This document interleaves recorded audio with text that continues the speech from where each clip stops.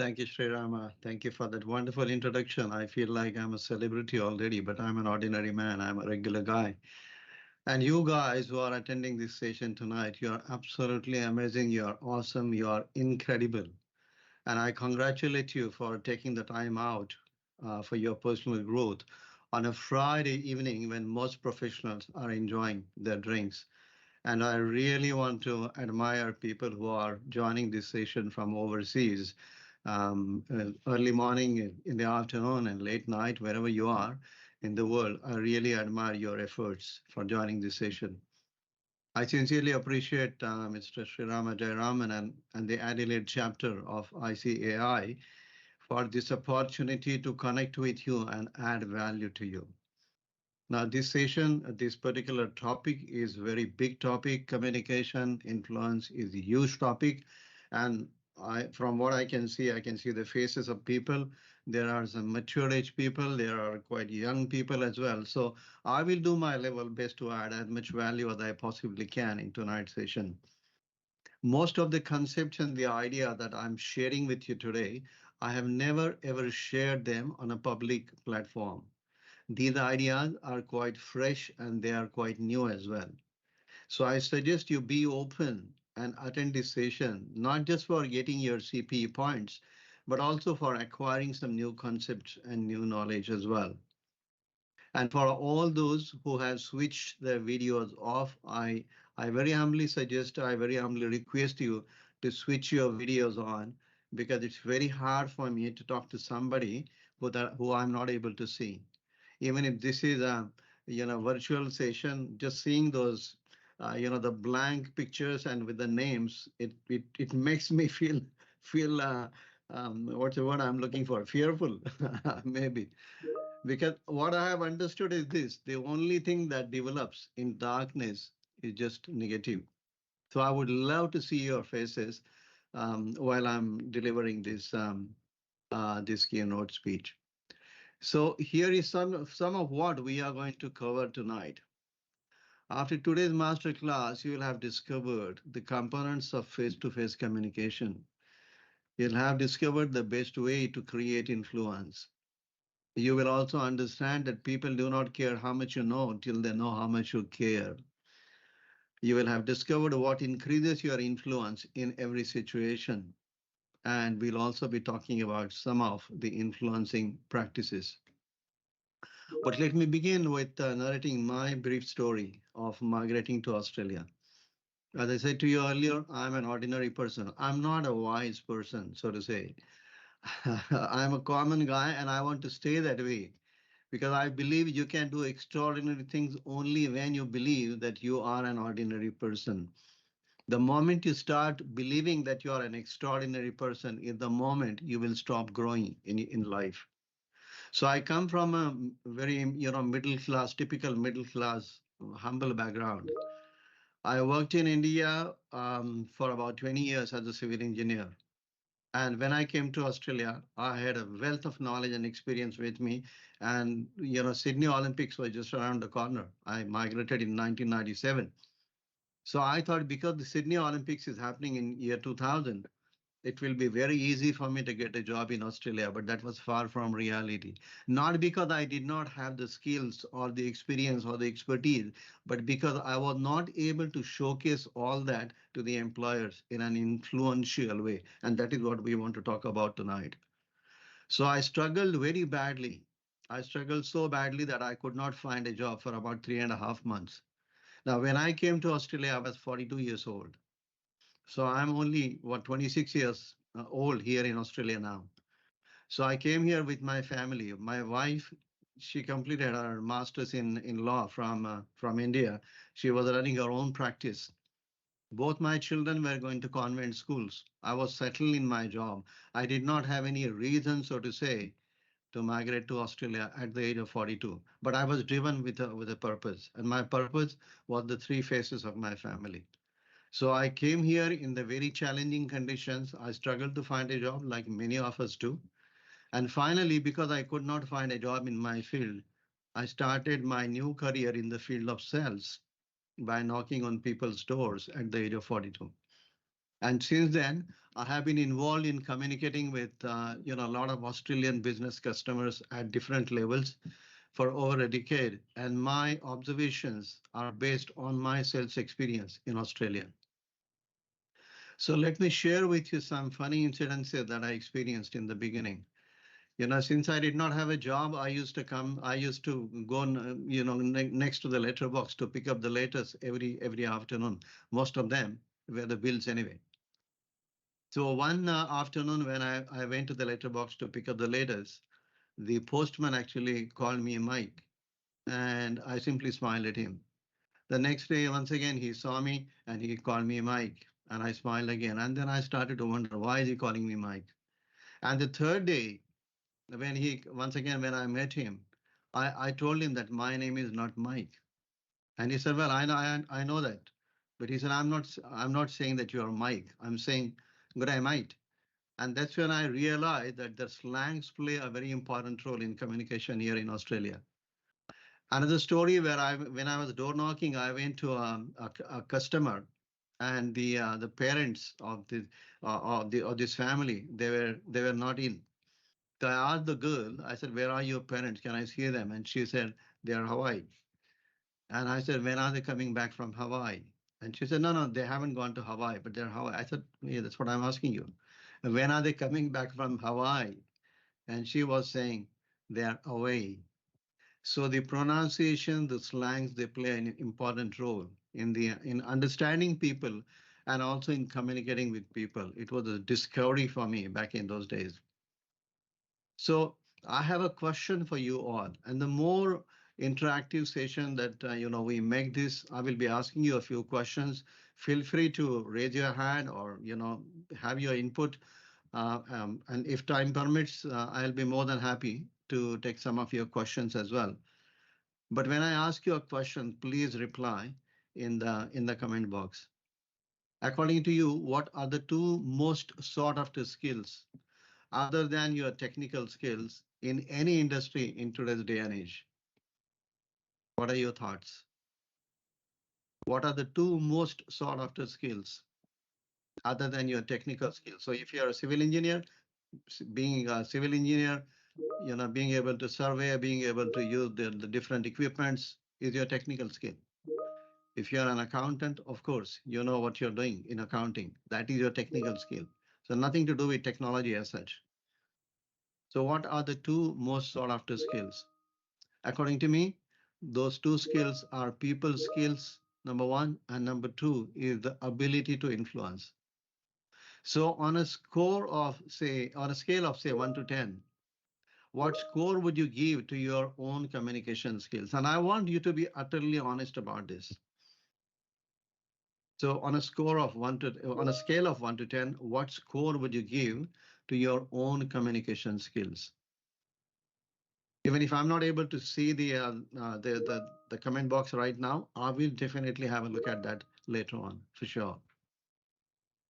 So going back to my story, I started learning English when I was in grade 5. I had my school education in my own native language, Marathi, and in the Marathi medium school. And even at work, English was hardly used in the 20 years that I worked in India for. I started communicating fully in English when I came to Australia about 26 years ago.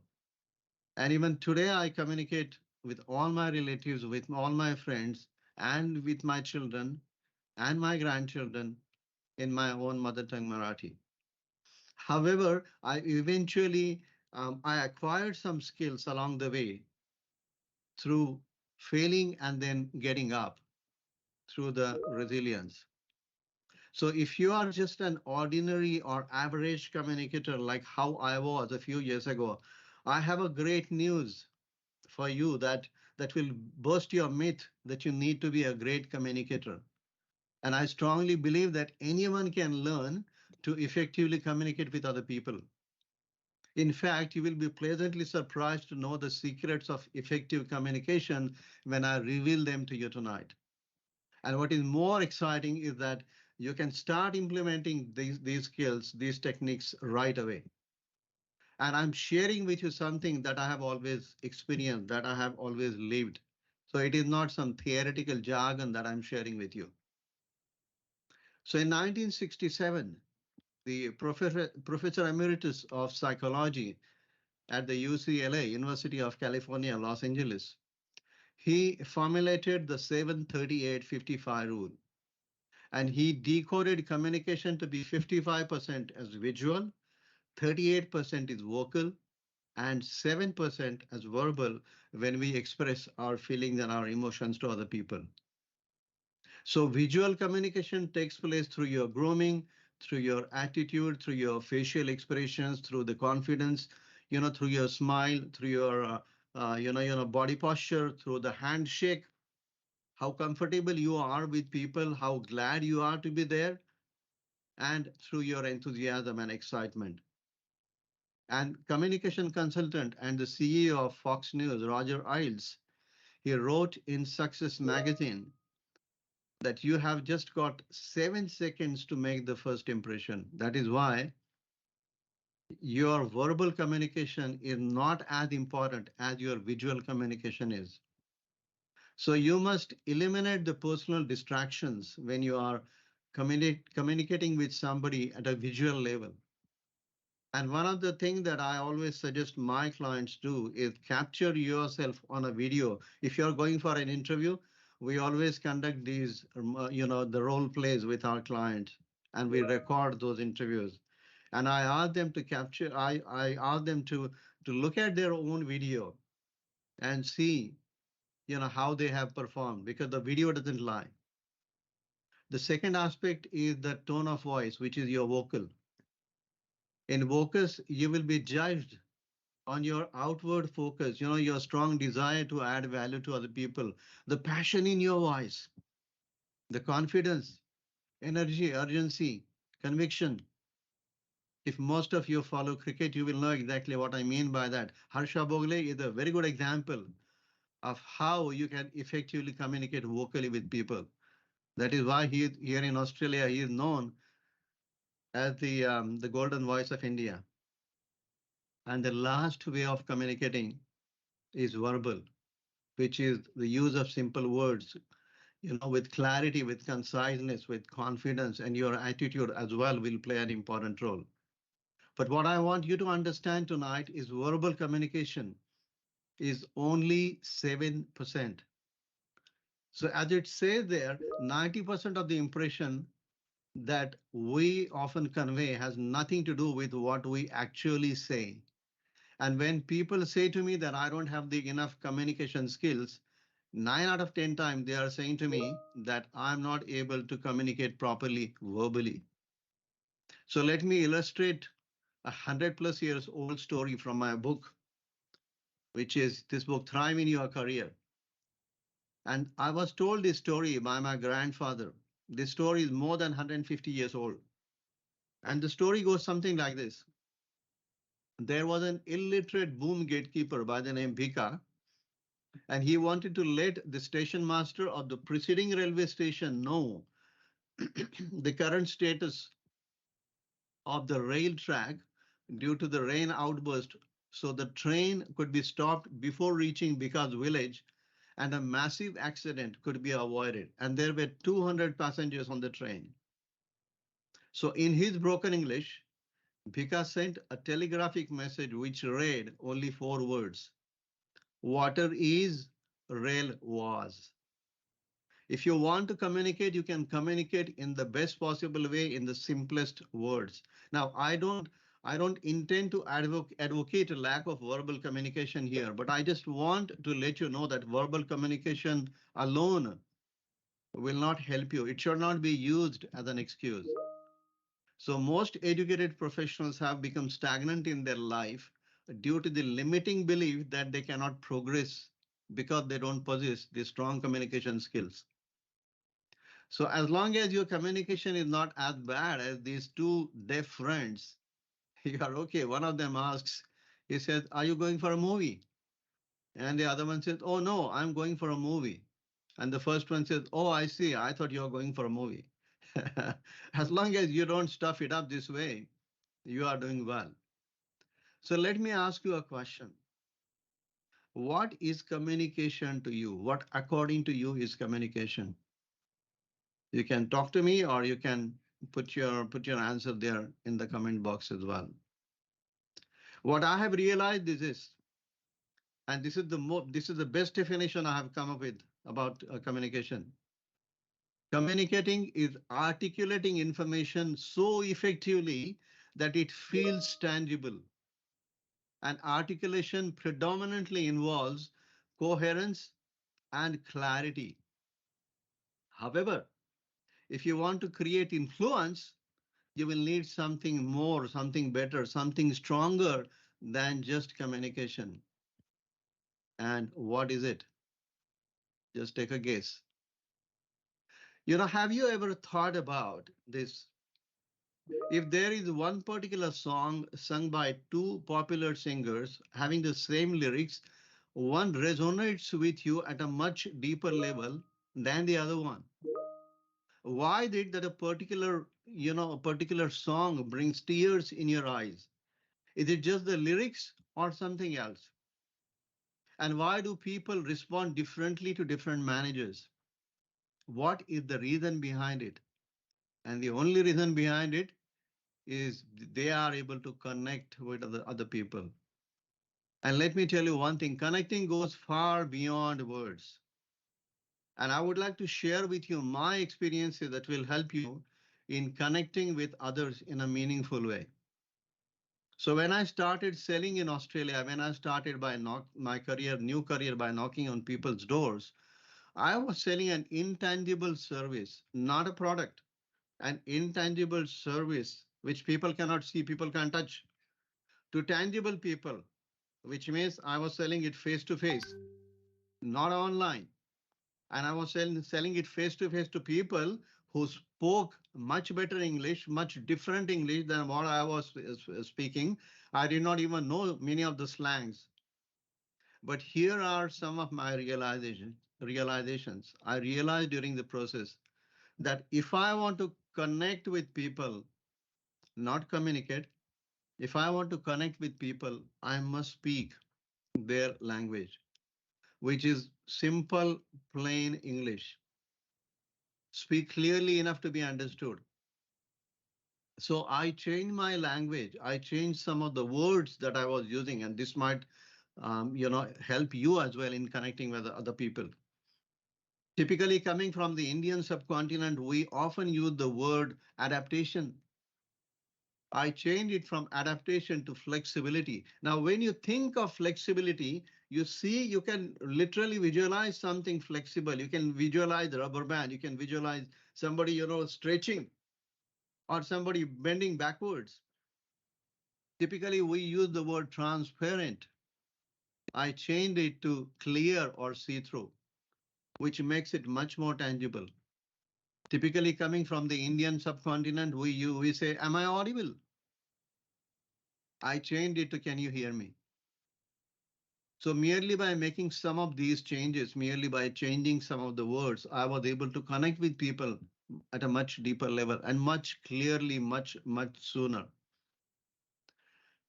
Then speak clearly enough to be understood. It is very important that you speak clearly. Now, typically when you are coming from a different country to Australia, many a times it becomes very hard for people to understand your accent. And that is when what I realized is that if I speak at a lower, at a slower pace, people will be able to understand me very clearly.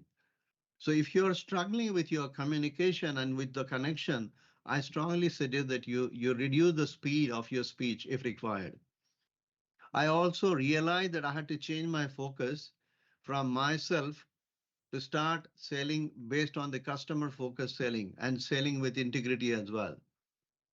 Now, when I started selling here in Australia, there was fair competition in the market due to the deregulation of the telecom industry. Now, Telecom Australia had just become Telstra then. So Telstra had the credibility, but it still was the most expensive option in the market. So I did not have any experience in selling. I was selling an intangible service, not a product. and I was selling the most expensive product in the market. So I had to make this paradigm shift from quantitative selling, which, as they say in sales, which is a numbers game, to quality selling, which brought more money in my pocket. And soon I realized that it is not the feature, but the benefit of the product that is more important to customers. Why I'm sharing this with you is because this will tremendously help you in people's mindset and how you can connect with people at a deeper level. So the formula I derived was feature, what it means, and what are the benefits. So just to give you an example, instead of saying that Telstra offers much wider footprint, I used to say it means you will be able to make and receive calls almost everywhere you go without worrying about the network. Instead of saying high resolution video, back then the video was a new concept, video calling. So instead of saying high resolution video, I started connecting with people by saying you will get high quality video without any interruption. During the process, I also learned how to proactively handle the objections before the objections are actually raised. So I used to listen to customers, their objections very carefully. And I developed one of those skills, which was the listening skill. And then I used to think about the resolution that I'm going to offer to my customers and use that objection as an FAQ with the next customer. And because I was selling an intangible service, I learned how to translate intangible into tangible. So I used words like, for example, savings. Instead of saying the word saving, I used to say money in your pocket. When you say the word saving, it is very much intangible, but money in your pocket makes them feel that they are getting something in their pocket. Instead of using the word STD, I was saying interstate, which made a lot of sense to most people when I'm talking to them. Instead of saying calling, I used to use the word touch base. Now, when you use the word touch base, people feel that they are touching their near and dear one. Instead of saying video calling, I use the word virtual hug, which is very important. So my intention was very clear, to touch them at a deeper level, to connect with them at a much deeper level. So it was very important for me to express the unpalatable things in a palatable way, even while I was dealing with my managers. So or even with my colleagues. Instead of saying that you're wrong or I disagree, I said I'm of the opinion, or there is another option, or that's a great way of resolving the issue. But how about we tackle it in a slightly different way? And then one thing that I learned, this is my connecting secret. If you want to impress people, talk to them about your successes. But if you want to influence people, share the stories of your failures and how you have shown resilience in tough situations. This is exactly why at Career Launch Australia, our storytelling format in job interviews is not STAR. It is not situation, task, action, and result, but it is SCAQ, situation, challenge, action, and Q stands for quantifiable outcome of interest to the employers.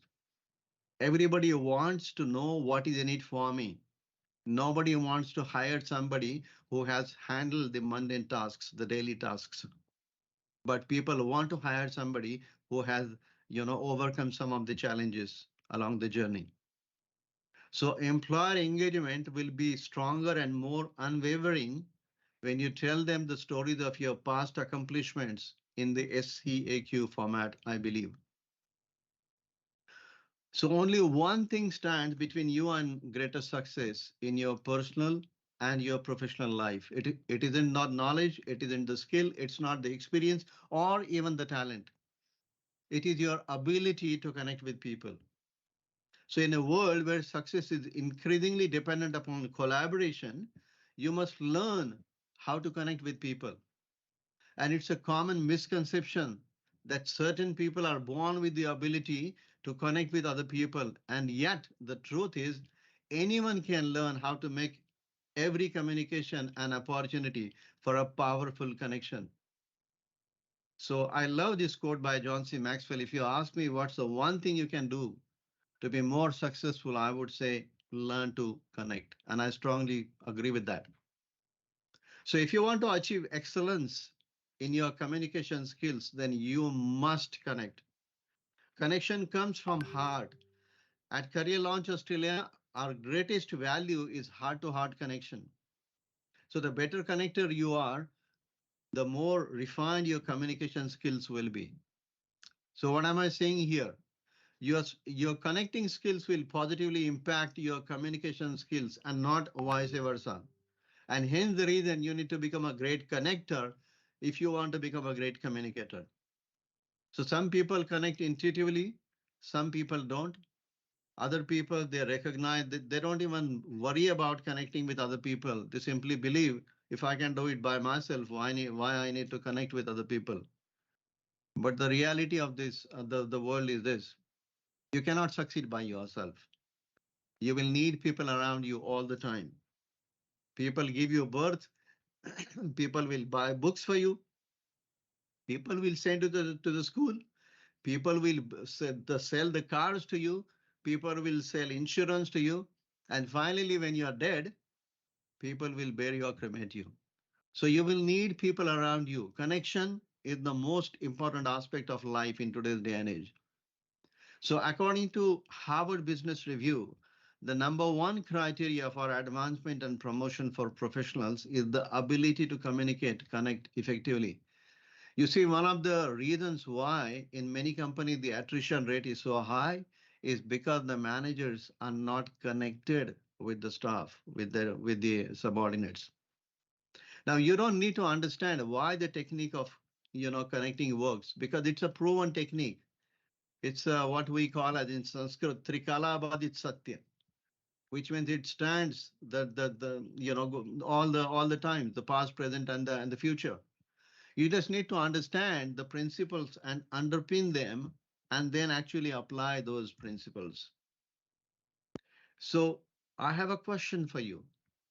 You might want to answer this question, or you might want to ask this question to yourself. Currently, are you a solo climber or a connector? In many cases, people are simply the climbers. They are not connectors. And what's the difference? Climbers go upwards, connectors spread horizontally. And this is why eagles are always lonely. They have no one else to follow but themselves. Geese, on the other hand, 100% follow the leadership principle by traveling thousands of kilometers in a flock in the V shape. So ask yourself this question. Am I a solo climber or I am a connector? And if you are a solo climber, you will need to become a connector sooner than later. And the more you are driven by a selfless motive, easier you will connect with other people. So it is more of a skill than a natural talent, which many people think that it's a natural talent. How can I connect? But it is not. The reality of life is this. People do not care much how much you know till they know how much you care. And one of the reasons why most of the nurses, in the last maybe 1 year or so, I was required to go to the hospital in the emergency couple of times, including about 6 or 7 weeks ago when I had to get the pacemaker implanted. What I realized is that the nurses, most of the nurses are able to connect with the patients is because they make them feel cared. So if I was to use the word connect as an acronym, this is what I believe. The C stands for caring, caring with conviction and humility. One of the biggest virtues when it comes to leadership is nothing but humility. What I call as being a pious person, putting yourself in other shoes. O stands for being other centric. You will connect with other people in a much better way, in a much stronger way, at a much deeper level when you put your focus on other people. N stands for nourishing. You nourish people, you nurture people as if you mean it. Becoming non-judgmental. In many cases, we are so judgmental that we forget what can be the situation with the other person. But if you simply replace the word non-judgmental with the word curious, you will exactly know why people behave in a particular way in particular situations, and you will be able to help them. Experience. Giving that experience to people will help you in connecting with people at a much deeper level. I mean, you all are learned people, you all are educated people, you all are senior people, and you will know exactly what I mean. By offering that positive, unforgettable experience through adding value in their difficult times. One of my friends back in the 80s, his wife was suffering from schizophrenia, and he was staying quite far from where I was living at the time in Pune. So it was very hard for me and my wife to go and visit him, more frequently, so we could help him. So I suggested that he comes to, he shifts closer to where I was living, and then that way life would be much easier for him and for us as well. And during that, during that difficult time, me and my wife helped him to such an extent that even if we were not able to help him financially, he still remembers the fact that we helped him even after 30, 40 years. Why? Because we offered him that pleasant experience when he was going through hardships. So that is how you connect with people. You connect with people through your charisma, with credibility. Now, many people think that charisma is a function of personality. It is not. It's a function of attitude. When you have the right attitude, you'll be able to connect with people, and you'll be able to connect with people with credibility as well. And trustworthiness, integrity, transparency, reliability. These are some of the things which are extremely important for you to be able to connect with people. So the one question I want you to ask you, again, you might want to choose to answer the question or at least ask this question to your own self. What could change in your life if you developed yourself as a better connector? What exactly will impact how your life will be positively impacted when you become a great connector? How you will be able to influence the lives of other people? So let's try and understand some of the basic differences between communicating and connecting. Communication, I believe, is always a two-way process. You communicate with other person. Connection is first one way and then it leads to two-way effective communication. What I am saying here is it's very easy for you to connect with other person because then it's a choice you have made and you are in complete control when you think of connecting with other person. I strongly believe that communication is a skill, but connection is will. It's a choice. It's a strong urge. And when the connection is powerful, communication will become meaningful very easily. Communication can be superficial, communication can be artificial, connection is real. And when you connect well, you will get even the introverts opening up and talking very freely. How do I know? I'm an introvert myself. Communicating is about talking, it's about expressing, whereas connecting is about influencing, it's about doing something for other people. Communicating is about what you can do, while a connection is established through trust. When you tell people what you have actually done for other people, and that stands true even in a job interview. A few, I think last year, it was last year, we had to admit my wife in the hospital and she was continuously throwing up. She was not able to digest the food. And I took her to the Sunshine Hospital here in Melbourne. And at 1 o'clock at night, one of the young doctors told me that she will need to be operated because she has got the intestinal obstruction. And I said, what operation? She's only having, stomach ache. She's only throwing up. And the young doctor said, no, it's serious. And I said, well, I can't make that decision right now because my children are sleeping. I will need to ask them. And she's like, wake them up. And I'm like, it's 1 o'clock at night. And she said, wake them up. It's serious. And I said, how serious it is? And she said, in one sentence, I distinctly remember, she said, if it was my mother, I would go ahead and do the surgery right away. She established a trust by telling me that if it was her mother, it was that important. And I immediately got connected with her. Of course, I contacted my children and I spoke with them. But the point I'm making is when you establish trust with other people, connecting will become a piece of cake. And effective communication takes place when you respect and actively listen to other people. You can communicate with people by valuing them, but you will connect with them so they will never forget it only by adding value to them. In other words, you do something for them. So how do you value people? Is one of the most frequently asked questions. And I have a simple technique for that. You put number 10 on each person's head that you meet. Why? Because you can't add value to someone you don't value.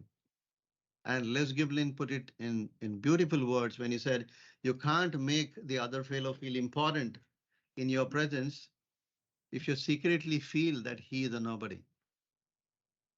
And I'll give you a very classic example of this. You know, when this young man here, who is the chairperson of Adelaide chapter of ICAI, Sri Rama, when he approached me for this particular session, I immediately said yes to him. You can ask him right away. Why? Because I value him for his contribution. I'm absolutely impressed with his participation in various activities related to performing arts. You know, his contribution to the Indian classical arts is unmatched. After migrating to Australia, he worked as treasurer for Shruti Adelaide. He's a radio jockey. I mean, this guy is amazing. And he's now doing this selfless job as the chairperson for Adelaide chapter of ICAI. So what am I saying? Strong communication is the result of tight connections and mutual concerns. They create very strong connections. I want you to completely understand this.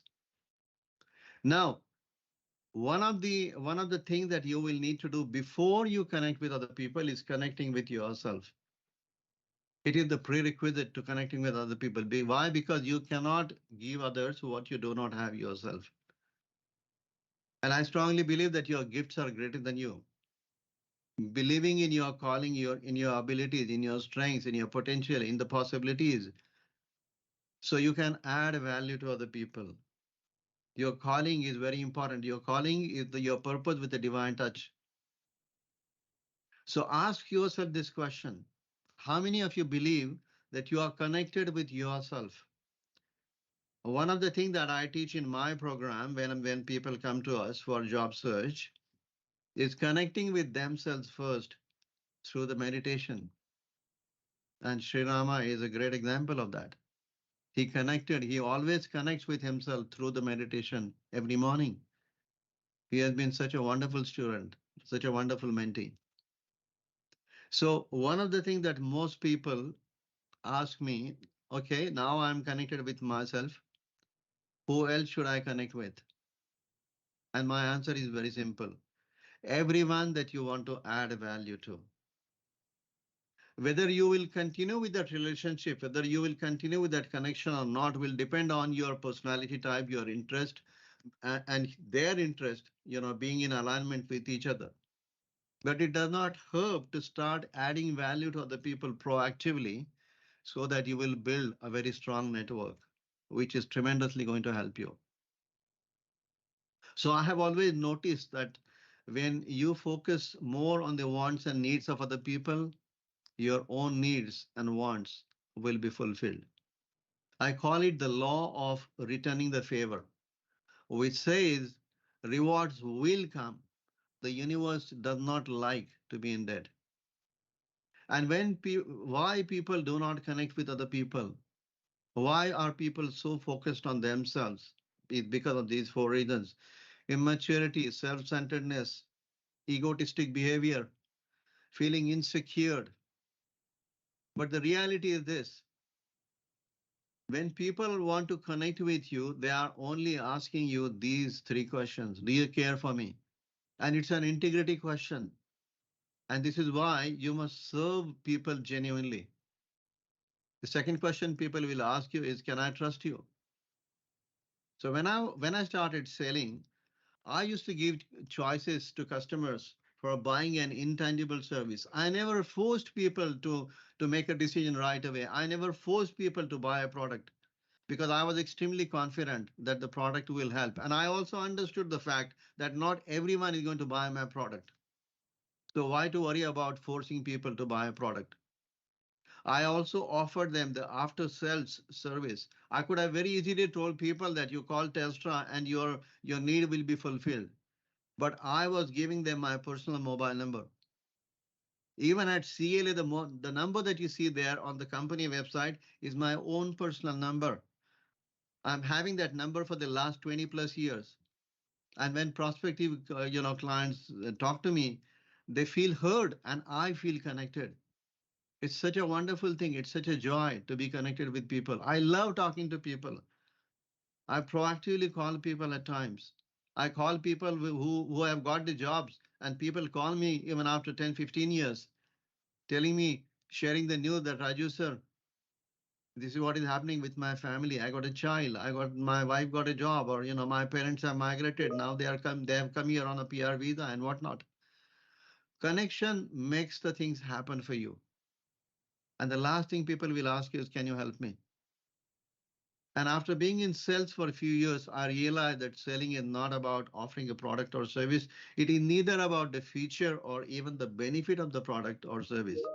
It's all about offering a solution to people's problems, a specific solution to people's specific problem that will help them in making an informed decision. And that's exactly what we do at Career Launch Australia. We do not coach people, we help clients solve their problems through our advice, through our experience, through our expertise. So I suggest you set aside your political opinions and biases for a moment and look at the connecting skills of some of these people. The current Indian Prime Minister Narendra Modi, late Indian Prime Minister Lal Bahadur Shastri, Mahatma Gandhi, Mother Teresa, Ronald Regan, Barack Obama, Dr. Martin Luther King Jr., Jacinda Ardern of New Zealand, just to name a few. They all were connectors who became great communicators later. But they were first connectors, and that is why they became such wonderful communicators. So if you want to create influence, you must be able to demonstrate these five things, five qualities. Vision where you are going, consensus building, persuade people to come along with you. Charisma, as I said, connect with others at a much deeper level, at a personal level, through your attitude and your ability and your experience. Trustworthiness, through credibility, do what you say you will do. And even pragmatism or practicality depends on connection as well. So these are some of the qualities you need to nurture when you're trying to connect with other people. Now, let's talk about a few of the connecting practices that will give you a very good idea as to how you can connect with people. So you can connect with people at four different levels: humor, heart, hope, and help.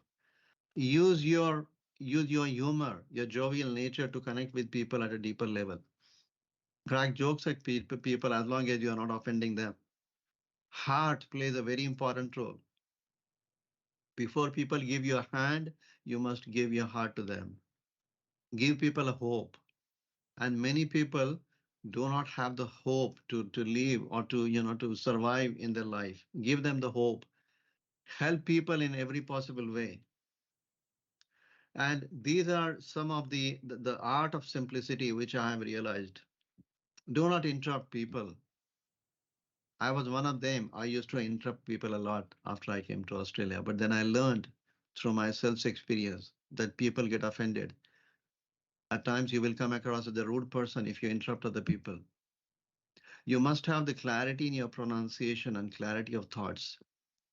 One of the feedback that I always got from people is I speak clear English.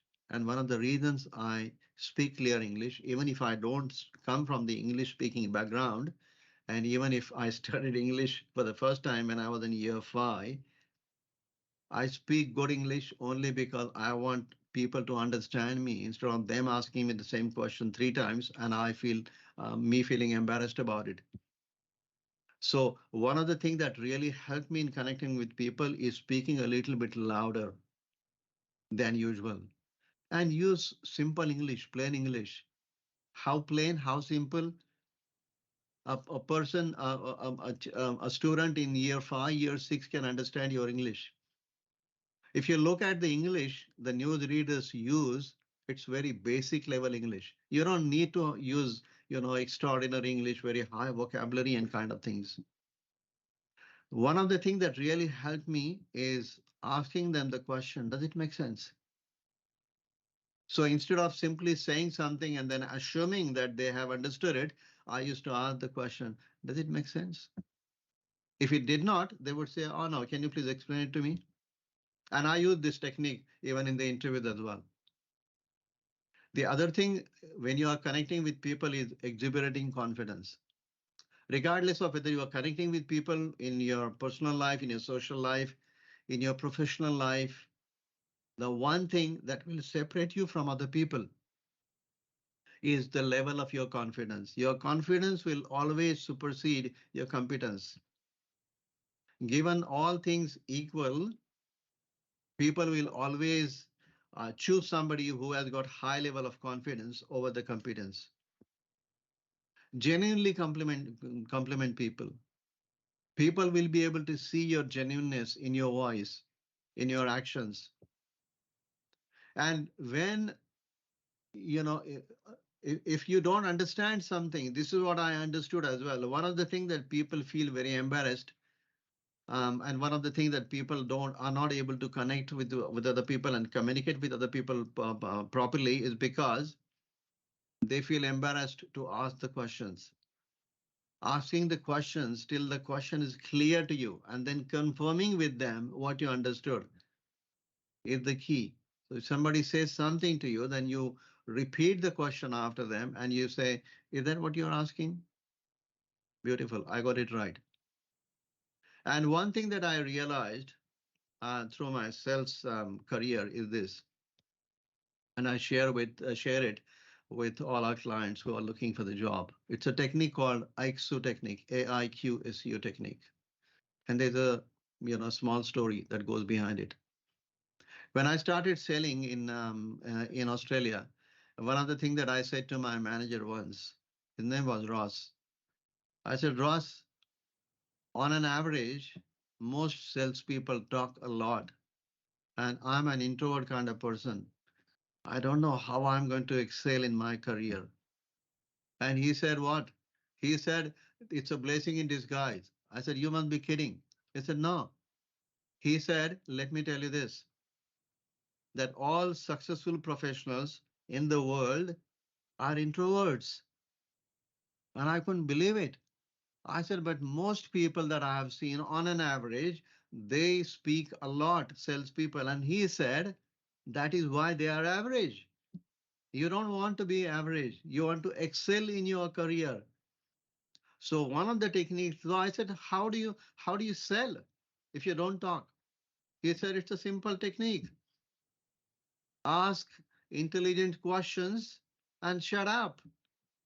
That is what AIQSU stands for. Ask intelligent questions and shut up. These two books, one is by John C. Maxwell, Good Leaders Ask Great Questions. This is the book you got to read. And there's another book by Alan Pease, who mentored me in the beginning when I came to Australia, is Questions Are the Answers. The quality of your answers will depend on the quality of question that you ask people. And connect with people at a genuine level is very, very important. Because you see, one of the discoveries I made through my own researches and reading is this. Your body does not lie. Unconsciously, it transmits your thoughts, your attitudes, and your feelings in a language of its own to the bodies of the other people. And these bodies understand the language perfectly, even if you don't talk. So any kind of contradictions in the language can interrupt the development of rapport. So when people notice a discrepancy between your words and your gestures, they will believe the gestures more and react accordingly. And that is why you have to be absolutely genuine when you connect with other people. I hope that is making sense to you. So some of the connecting signals, how do you know? How do I know that I'm connected? You know that you are connected with other people when you sense that people go that extra mile to help. People say positive things. People demonstrate trust. People display a connection at an emotional level. People are accepting without reservation, and so on. I distinctly remember when I went to Kohl's supermarket once, there was a guy, and this guy was. So I went to put my trolley back in the trolley bay, and this guy was actually taking the trolleys out and putting them in a line and put the strap around so that he could carry the trolleys back to Kohl's. And I'm fond of complimenting people in a genuine way. So when I went closer to him, his back was facing me, so he couldn't see me. So I went to him and I put my hand on his shoulder and I said, "Buddy, you are doing a fabulous job." And he was quite shocked to know who this guy is. So he looked at me like that. And I said, "Yeah, I mean it. You're doing a fabulous job." I said, "It's not easy. If I get a wobbly trolley, I get so irritated to get the trolley back up to my car. And you are pushing 15, 20 trolleys at a time. It's not easy." And he said, "Yeah, you're right." This guy was in his 20s, I suppose. And he said, "Yeah, you're right." But he said, "You know what? I have developed my muscles through this job." And he was so excited that he actually showed me his muscles like this. He said, "Look at my muscles." And I laughed. And I said, is this your full-time job?" And he said, "Actually, no." He said, "I'm just, trying to make some money out of this job so that I can study." And when he said I can study, I was like, you know, there are not many people in Australia who like to study. And I said, I'm like, let me talk to this guy more. So I said, what are you studying at the moment? He said, "I'm studying psychology." I said, "Wow, I love psychology." And I do, because back in the days, in about 1980s or so, I read a book by the name Developmental Psychology by Elizabeth Hurlock. And I told him the name of the book and the name of the author as well. And I said, "Have you read this book?" He said, "No, I haven't." I said, "You got to read this book. It's an interesting book. You will love it." What did I do? I connected on common grounds. And then we spoke about it. And I said, who knows? We might cross paths once again in life when you become a great psychologist here in Melbourne and so on. And I put my hand forward and I said, it's such a pleasure meeting you today." And what do you think he would have done? He held my hand in both his hand in gratitude and he said, "Thank you." That is what happens when you connect with people at a deeper level. So the question I want to ask you, how would things change at work if you were better able to connect with your boss and your colleagues? You can write down the answer there, or you can think about it. I'm going to give you a lot of food for thought tonight. So you see, an event like this, what we are doing tonight, is very important, but it won't develop you as a communicator and connector. It can only get you started on becoming better. We have a tendency to overestimate the event and to underestimate the process. Change is not an event, it's a process. So if you think about developing yourself as a connector, we are talking about changing our behaviors. And unfortunately, you can't just, snap your fingers and be changed. So you have two options. You can continue to communicate the way you have been so far, or you can choose to intentionally develop these skills to increase your influence and leadership. And as a result, you will improve your results in your professional life as well. Now at CLA, we are so passionate that we train passionate professionals in a very unique way. And let me share that with you. So some people, some coaches, they delegate, which means no power, no resources, only responsibility. A few coaches empower, they give you power, authority, and responsibility. At CLA, we have a very different approach. We equip you, we offer you resources, we offer you the power, and we share our experiences with you. So we transform your life by equipping you guys, by equipping the professionals with the right resources so that they become resourceful in their life. So how many of you believe that you have received some value out of this masterclass tonight? Please be very honest about it. How many of you believe that you have received some value out of tonight's masterclass? So to equip with you with the right tools, we have designed a mastermind program called Everyone Communicates, Few Connect, based on John C. Maxwell's book by the same name. And in this program, we uncover the how part, the mechanics, and the practical application of connecting with people, how to increase your influence in every situation, how to connect by being other centric, how to connect at a deeper level for creating strong relationships, how to effectively utilize your energy to connect, how to develop connecting as a skill and natural talent, how to connect on common grounds, how to connect through simple but effective practices, how to connect through creating an enjoyable experience, how to inspire people through connecting strategically, and how to create credibility through authentic connection. So let me quickly tell you about our mastermind group coaching program. It's a personal growth and leadership development program for professionals who are serious about transforming their lives. So let me be very honest about it. It's not for everybody. It's only for people who are really serious about transforming their lives, who want to create an influence in their life, who wish to reach new heights, who aspire to become impactful leaders, who want to develop mastermind. So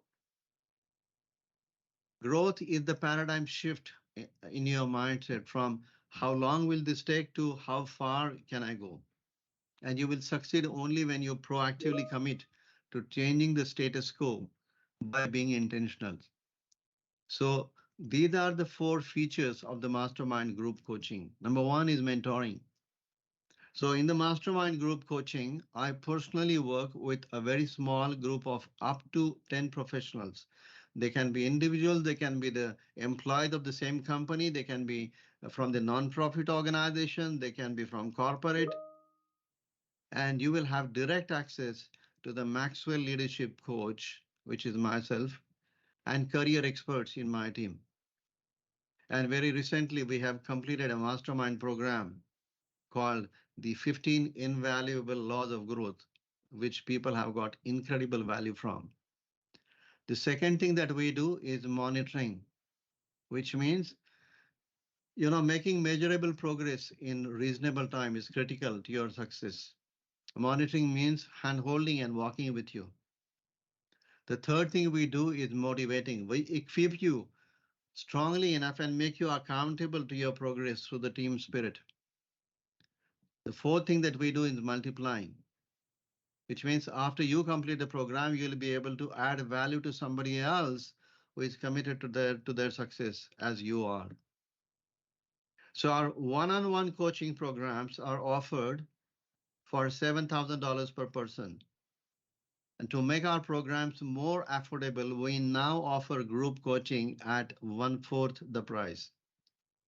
And it's my commitment, as my commitment to adding value to this group, I will be happy to offer a further discount to the first 5 committed professionals who reach out to me.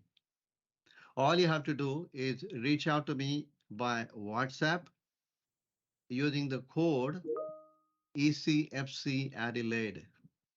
The code again is ECFC Adelaide. Should you wish to know more about our mastermind group coaching programs, either on this topic or on the other topics in regards to personal growth and leadership development, how they can help your organization to achieve your goals, you can feel free to contact me directly. You know what my number is, you know how to reach me, and I have also given you the code to reach out to me. So similarly, if you are struggling to find your job in your field or in your perfect job, we can help you as well. We have been helping immigrant professionals, and we work only with immigrants at Career Launch Australia. And we have helped hundreds and hundreds of professionals in the last 16 odd years to to land their perfect job here in Australia. So, in conclusion, let me say this to you. COVID has brought us together, and pandemic has connected us stronger than ever before. We have paid a high price for these connections. So let's resolve to proactively connect with each other rather than waiting for another pandemic.